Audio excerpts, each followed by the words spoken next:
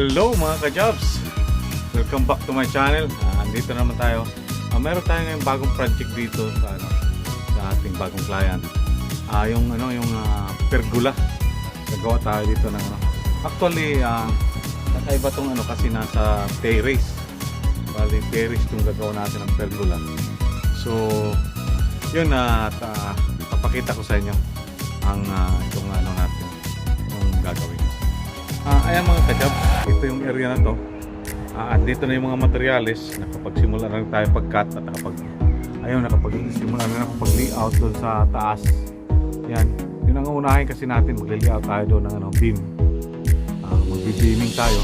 Pagkatapos mag-beaming, yun, magpo-posting tayo dito. 3 poste. Ayan, pagkatapos natin mag-3 poste is ayun, ikakabit na natin yung mga roping niya. Saglit lang to, yung project natin na ito, saglit lang to, mga siguro 1 week tapos na tayo rito. Ayan, alright, papakita ko tayo sa inyo pag maatapos. Ayun mga ka-jobs, yun, nakagawa na tayo ng mga posting. Ayan, nakapag-posting na tayo.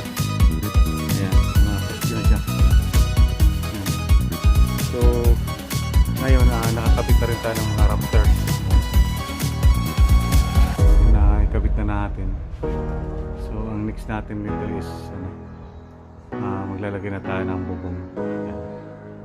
Yun ang i-next natin dyan. Tapos pag isisilat natin yung mga gilid na parang hindi naman yung tubig doon sa pinaka ng roping. Nito yun, secretary nabubugan pa. Pero marami itong gagawin. Hindi lang ito. Then saka pag tayo, kapag rafters na tayo. Tapos itong kanyang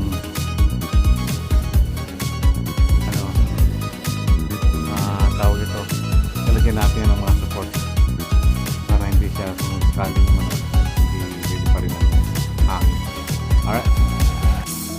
At saka ito palang tawag nito yung lintel beams niya. Itong lintel beams, dadagdagan pa natin ito ng isang another dito sa inner lintel beam. Yan kasi lintel beam yan ito tawag ng lintel beam. Dadagdagan natin yan isa pa para tumibay. Alright. Ayan mga ka-jobs, dito tayo ngayon sa roping. So yun ang ginagawa natin ngayon is ini-impress natin yung rope na ito, yung polycarbonate na yung polycarbonate na rope. So ayan, at muna is i-drill natin. Drill natin siya ng butas para masok yung pinakabutol niya. Ganito. Ito siya. Tapos ilalagay yan dito. Para ayan. Sabay i-drill yan siya.